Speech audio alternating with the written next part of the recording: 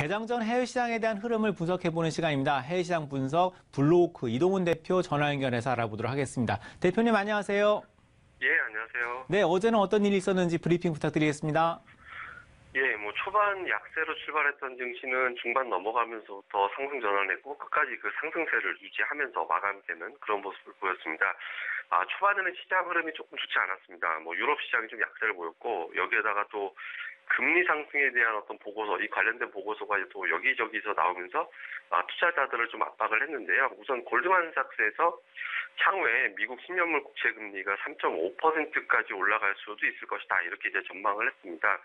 현재 2.8% 정도 되고 있는데 여기서 이제 추가적으로 0.7%포인트 정도 더 올라갈 수 있다. 이렇게 이제 분석을 했는데 시장에서는 3% 중반이라는 금리는 상당히 좀 부담스럽게 인식을 하거든요. 물론 장기적으로 봤을 때 3% 중반도 그렇게 높은 금리라고 보기는 어렵지만 최근에 불과 0.2%포인트 정도의 금리 정도 가지고도 시장에서는 상당히 민감하게 반응하고 있었던 그런 상황이었기 때문에 골드만삭스에서 제시했던 3.5%라는 어떤 금리는 상당히 높게 투자자들은 또 걱정을 하는 그런 수준으로 이제 인식이 됐습니다. 여기에 또 소시에테 제네랄이라는 곳에서 만약에 금리 10년물 국채 금리가 3%대까지 올라간다라면 S&P 500 지수가 지금보다 한 5% 정도, 지금 현재 2,660포인트 정도 되는데 2,500포인트 정도까지 하락할 수도 있을 것이다. 이렇게 이제 분석 자료를 내놨거든요. 이렇게 되면서 최근 들어서 이제 불안해 있는 어떤 금리 상승 이 부분에 대해서 다시 한번 투자자들이 상기하게 되는 그런 재료가 됐습니다. 이렇게 되면 초반에 좀 약세를 보였는데요.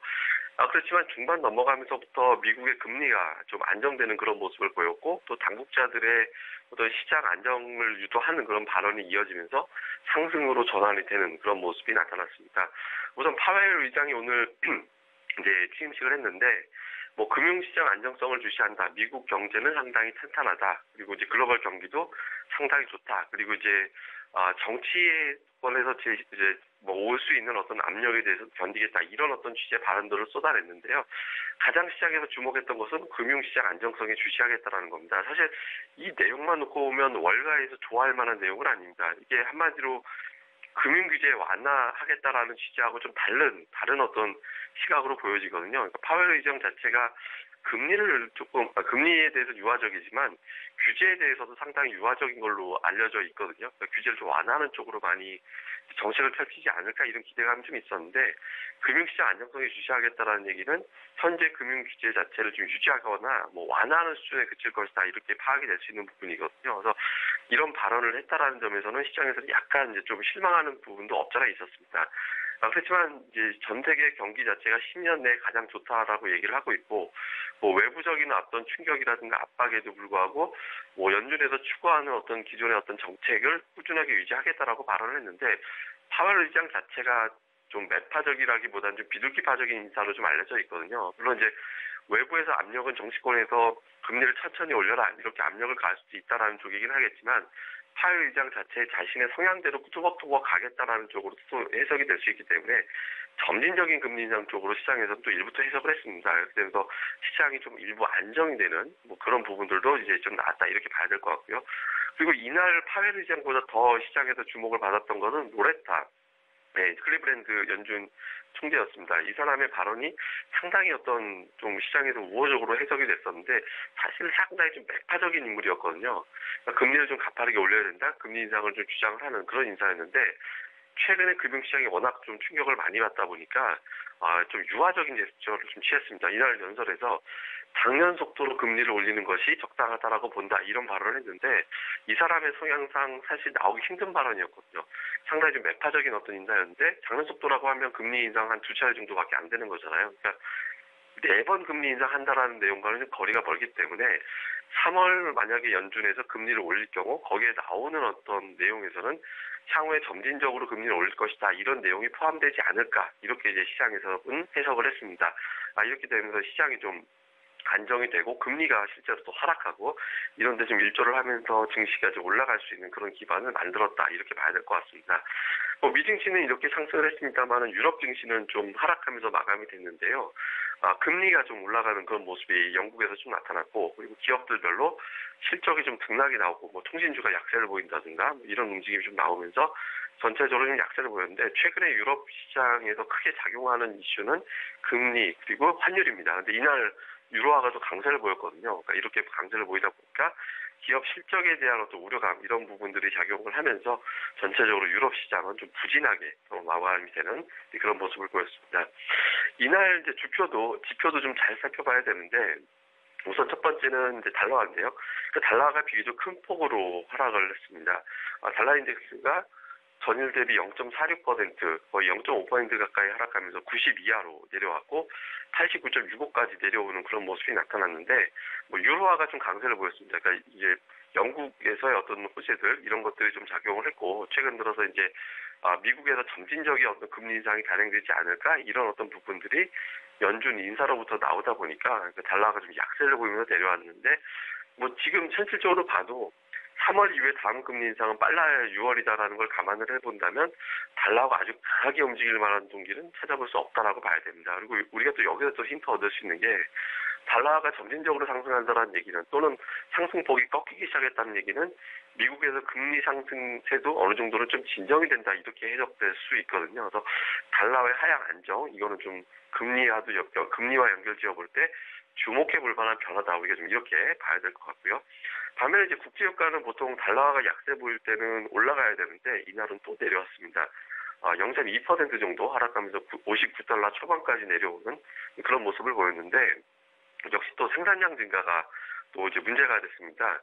지금 글로벌 그 시장이 좀 안정이 되면서 또 경기가 좋아지면서 수요 자체가 증가될 것이다 이런 보고서도 나온 상태였거든요. 근데 비오펙 국가들 중심으로 산유량이 늘어나고 있다, 생산량이 늘어나고 있다 이런 부분들이 계속해서 이제 부각이 되다 보니까 국제유가는 오히려 올라가지 못하고 하락하는 그런 모습을 보였는데 증시가 조금만 더 안정이 된다면 지금 미국에서 인프라 투자 관련된 계획도 나오고 했기 때문에 다시 올라갈 가능성도 좀 있어 보입니다. 그래서 지금 국제유가가 지금 이런 상태로 더 하락하면 증시에도 또 악영향 될 수 있거든요. 그래서 이번 주 우리나라가 이제 휴장인 상태로 돌입하게 될 텐데 그 기간에는 60달러가 좀 회복할지 여부 상당히 중요한 변수니까 좀 봐야 될 것 같습니다.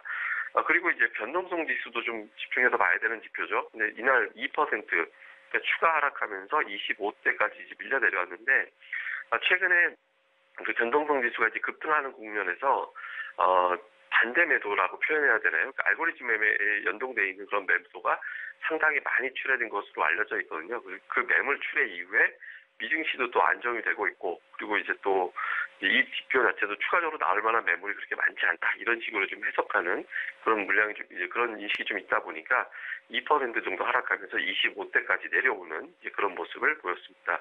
그리고 이제 야간 선물은 외국인들이 좀 많이 팔았지만 미증시가 상승했고 특히 이제 기술주들이 좀 올랐거든요. 그러니까 뭐 엔비디아라든가 애플이라든가 마이크론 테크놀로지라든가 이런 종목이 올라가면서 외국인들이 2,000계약 가까이 매도하는 가운데서도 0.34% 우리 증시가 오늘도 초반에는 2,400포인트를 넘어서 출발할 것이다 이렇게 예측이 되면서 마감이 됐습니다. 이제 곧 연휴가 될 텐데 이런 기간 동안에 우리가 좀 주목을 해봐야 되는 거는 우선 뭐 우리나라를 비롯해서 중국 이렇게 아시아 증시는 휴장으로 들어가게 됩니다. 근데 당장 오늘 같은 경우는 우리나라에서 외국인 투자자들의 매매 규모가 좀 축소가 될 텐데요.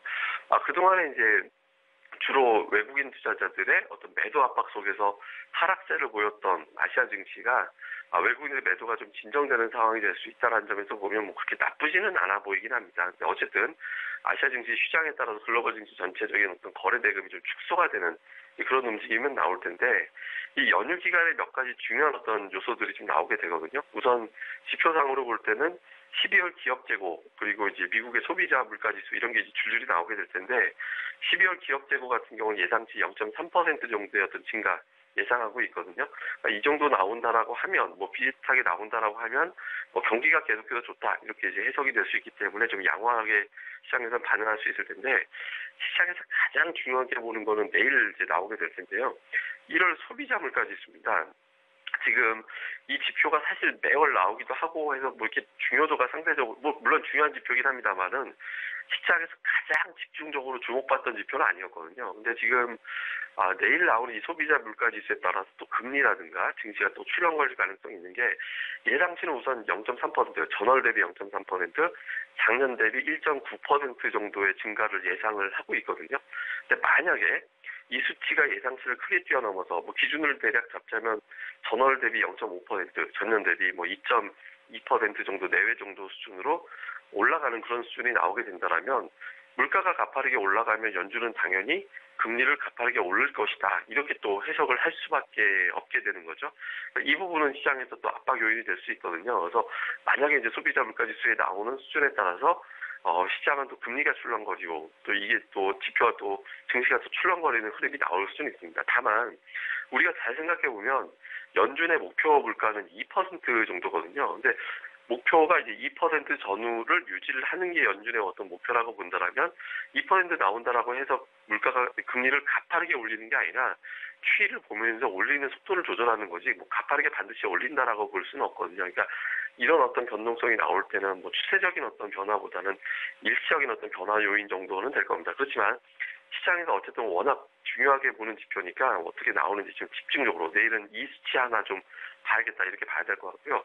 마지막으로 이제 연준 인사들의 연이었던 발언들 최근에 보면 계속 시장을 진정시키려는 발언이 나오고 있거든요. 근데 또 문우신 장관이 또 의회에서의 어떤 연설 증언을 또 앞두고 있는 상태입니다. 그래서 문우신 장관이 또 시장을 좀 안정시키는 현재 경제 좋고 뭐 물가라든가 이런 어떤 불안에도 불구하고 금융시장 안정돼 있다 이렇게 또 안정을 시켜주는 발언이 나온다면 또 시장이 또 안도를 할 수 있는 그런 상황이니까 내일 나오게 되는 소비자 물가지수와 더불어서 연준 인사들 그리고 이제 정부의 인사들의 어떤 발언들 이 내용들도 꼼꼼하게 살펴보는 게 좋겠습니다. 네, 이동훈 대표와 함께 해시장 분석 보았습니다. 대표님 감사합니다. 예, 감사합니다.